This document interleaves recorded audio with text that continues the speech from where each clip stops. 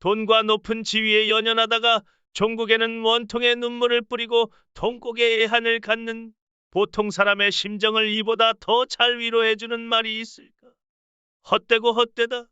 세상만사 헛되다. 깊지도 않는 인생 속에서 많지도 않는 시간 속에서 한 주먹밖에 안 되는 손으로 그대 무엇을 쥐려 하는가? 한자밖에 안 되는 가슴에 그대 무엇을 품으려 하는가? 인생은 공술의 공수거의 한바탕 일장춘몽이다. 높은 지위에 대한 지나친 관심에서 다른 데로 방향을 트는데 죽을 병이 어떻게 도움을 줄까? 무엇보다도 사회가 우리를 존중하던 여러 가지 이유를 빼앗아간다. 예를 들어 저녁 술자리를 갖고 능률적으로 일을 하고 가족 부양을 할 능력이 우리에게서 사라진다. 이런 과정에서 죽음은 지위를 통해 우리가 얻으려고 하던 관심의 덧없음, 나아가 무가치함을 드러낸다. 우리의 건강이 좋고 권력도 막강할 때는 우리를 칭찬하는 사람이 진짜 애정 때문에 그러는지 아니면 어떤 이익을 노리고 그러는지 굳이 알고 싶지 않다. 나 때문인가 아니면 나의 사회적 지위 때문인가? 하고 물어볼 용기 또는 냉소적 태도를 보여주기 힘들다.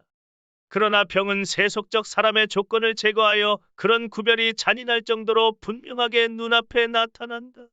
병원에서 환자복을 입고 눈앞에 다가온 죽음을 기다릴 때 우리는 우리의 지위를 조건으로 우리를 사랑하던 사람들에게 격분한다. 그들이 냉혹하게 유혹의 책략을 썼다는 사실만이 아니라 우리 자신이 그들에게 유혹을 당할 만큼 허영심이 컸다는 사실에도 화가 난다.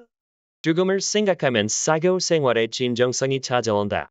우리가 아는 사람들 가운데 누가 입원실까지 와줄 것인지 생각해보면 만날 사람을 정리하는 데 큰 도움이 될 것이다.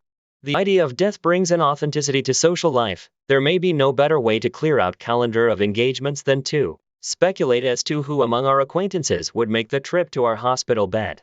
조건부 사랑의 흥미를 잃게 되면 그것을 얻기 위해 우리가 추구하던 많은 것들에 대한 흥미도 줄어든다.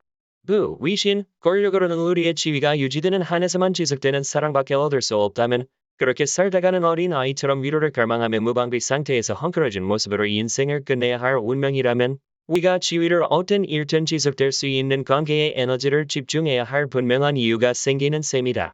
죽음에 대한 생각의 가장 큰 효과는 임진강 강변에서 술을 마시든 책을 쓰든 유튜브로 돈을 벌든 우리가 당장 일어나고 있는 일로부터 가장 중요한 일로 시선을 돌리게 해준다는 것이다. 동시에 다른 사람들의 판단에 덜 의존하게 해준다는 것이다. 어차피 다른 사람들이 우리 대신 죽어주는 것은 아니지 않은가. 우리 자신의 소멸을 생각하다 보면 우리가 마음속으로 귀중하게 여기는 생활 방식을 향해 눈길을 돌리게 된다. The prospect of our own extinction may draw us towards that way of life on which our hearts place the greatest value.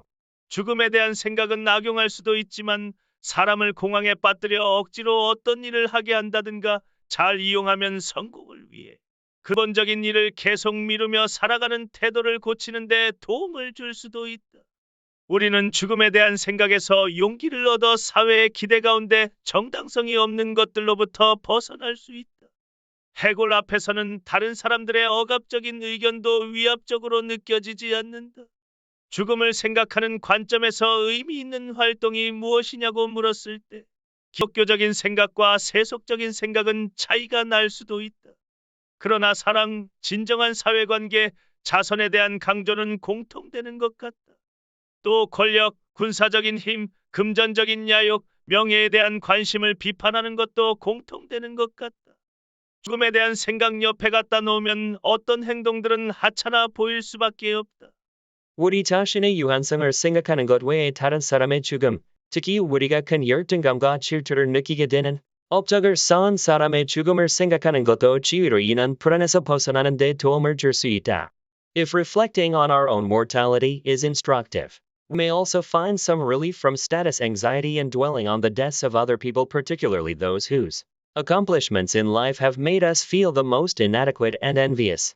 내가 아무리 잊히고 무시당하는 존재라 하더라도 다른 사람이 아무리 강하고 존경받는 존재라 하더라도 우리는 모두가 결국은 가장 민주적인 물질, 즉 먼지가 될 것이라는 생각에서 위안을 얻을 수 있다는 것이다. 여기에서 보통 사람들은 개인과 사회의 궁극적인 소멸을 예상하며 미리 복수를 한 듯한 달콤한 느낌을 맛볼 수 있다. 평안한 세속적 권력이라는 불안정한 보답을 얻으려고 마음의 평화를 포기하는 어리석음에 대하여 말한다. 낡은 둘들을 보다 보면 성취에 대한 또는 성취하지 못한 것에 대한 불안이 누그러드는 것을 느끼게 된다. 다른 사람들 눈으로 보기에 성공하지 못했다 한들, 우리를 기리는 기념비나 행렬이 없다 한들, 얼마 전 모임에서 아무도 우리를 보고 웃음을 짓지 않았다 한들, 그게 어쨌단 말인가? 어차피 모든 것은 사라질 운명이며, 시간이 지나면 누군가 우리의 대로와 사무실의 폐허를 스케치하고 있을 것이다. 영원을 기준으로 생각하면 우리를 흥분시키는 것들 가운데 중요하다 할 것이 무엇이겠는가? What does it matter really, if we have not succeeded in the eyes of others? If there are no monuments and processions in our honor, or if no one smiled at us at a recent gathering? Judged against eternity, how little of what agitates us makes any difference. 천장은 무너져 내리고 건물은 폐허가 되고 우리는 죽고 우리가 사랑하는 모든 사람은 사라지고 우리가 이룬 것들 심지어 우리의 이름마저 땅에 짓밟힐 것이다.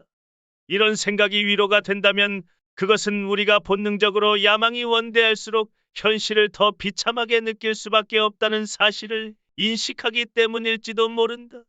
따라서 지위에 대한 우리의 하찮은 걱정을 천년의 관점에서 바라보는 것은 우리 자신의 미미함을 바라보며 마음의 평정을 얻을 수 있는 흔치 않은 기회가 된다.